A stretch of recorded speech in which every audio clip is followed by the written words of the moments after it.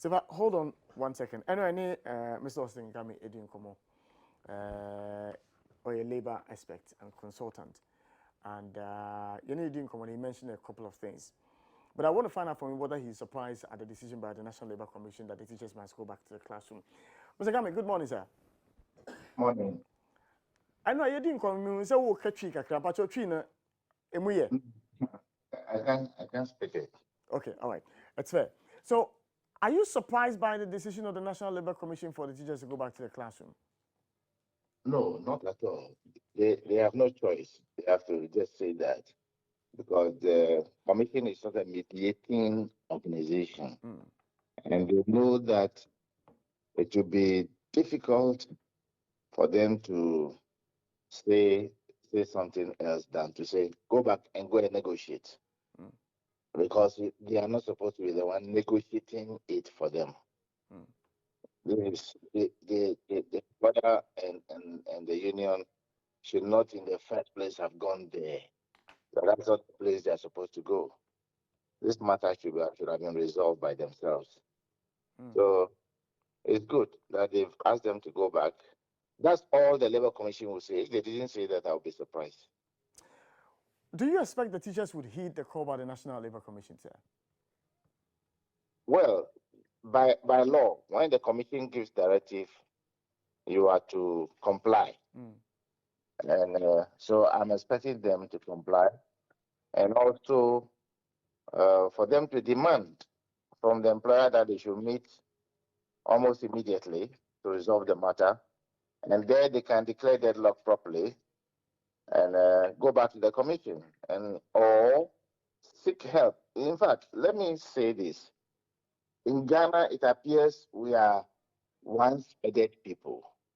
We don't know that there are other people. You have to, when we say think outside the box, it doesn't mean literally the way people read and seek help from dictionary to understand that kind of English word.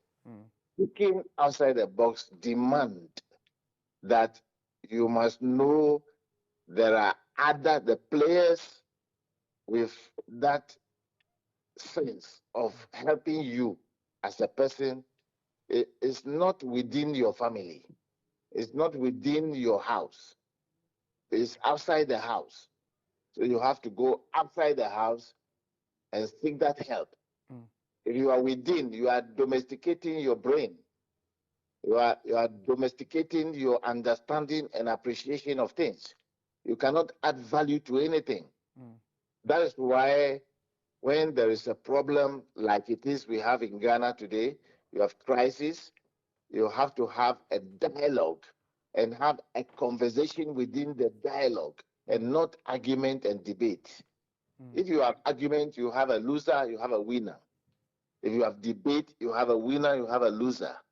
But if you are wise and you have a conversation within the dialogue, conversation defines the quality of the relationship between two people. That's how it is, not dictionary. And so I think that we are missing the point. We are some 14 million adults in this country. We are all not the same. God does not give everybody the same gift. We are different people. If you assume because you have been to school, you assume because you are a lawyer, you assume because you are a PhD holder and somebody is nothing, you will always be a failure. You have a problem. You have to think outside the box and seek help. Somebody can facilitate. If I'm sitting between these two people, there are questions I will ask them that will resolve that problem. I am saying it honestly, and as many people who know me and passed through my school, they know. And I'm saying that there's a question they can ask and have the matter resolved. Sir, what would this question be? Oh, am I going to be your teacher this morning? I'd be glad to learn from you. I'll be really excited that you are my teacher this morning, to be honest. No, the point is that is this matter a matter that is resolvable? The answer is yes. It's a resolvable matter. It's not a matter that demands arbitration. It's not a matter that demands the attention of law courts. The issue is that, is there a procedure that exists that when you are going to appoint people within the confines of GES, you've followed that procedure? To me, that the question may be the National Labour Commission could ask. Have we followed that procedure? Employer answer it. Yes, we have followed. Laid it out and let's hear. What about this portion? What about this portion? What about this? What else could you have done not to bring about a problem like this? And the employer must answer the question. And the boys, let's call the union the boys. The boys are saying that you have not followed the procedure. Which number of people applied for this job? Who interviewed them? What are the marking scripts? You know, I mean, we should follow procedure. So the procedures were not followed. And so both parties should tell us about the interview, the marking scripts. Now, then we invite, because there's a body institutionalized by Constitution that should be conducting such interviews. So we ask the body whether they conducted such interview. Who were the panels? I mean, so you find a solution easily. This, because GES, according to what we all got to know, from day one, they have never appointed anybody from a political point of view. That's always been passing through the system the way it should be. So did they do it that way? If they didn't do it that way, then go back and do it. Now let the gentleman be one of the candidates. Let other people who are within the system that qualified be part of the group. So we have 3 short-listed people, including the Dr. Ntiamwa or whoever. Now go and appear before that commission and let you be interviewed by a panel. Bring the marking scripts and let's see. If he qualifies, fine. Let him be the one. If he didn't qualify, then case closed. All right. Now, do you get the sense the government is treating this matter as a serious issue? They have taken it serious because if, you see, in Ghana, in Africa, especially Ghana, when a president appoints somebody,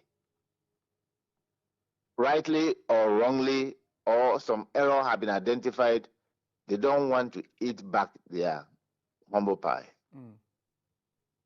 Because to them, it's defeatish. So they have to hold on to it, regardless of the consequences. But perhaps if the president himself were to be in the country, maybe he would have. But we are living in a technological age. If somebody could reach him easily. People are not going to school. Because I thought I would hear from you that the teachers have decided to go back to school in compliance with the directive given by the National Labour Commission. I'm hearing that they have not gone. If they have not gone, then today is another day when students will not go to school, or at this expensive means of conveying people to school, transport-wise. We all know the cost now. So parents are losing in 2 ways: paying transport costs, the children not being taught. The only difference is that they are together with their playmates, and the father has gone to work, or the mother has gone to work. I think we are overdoing things. In Africa, we find it difficult to do things.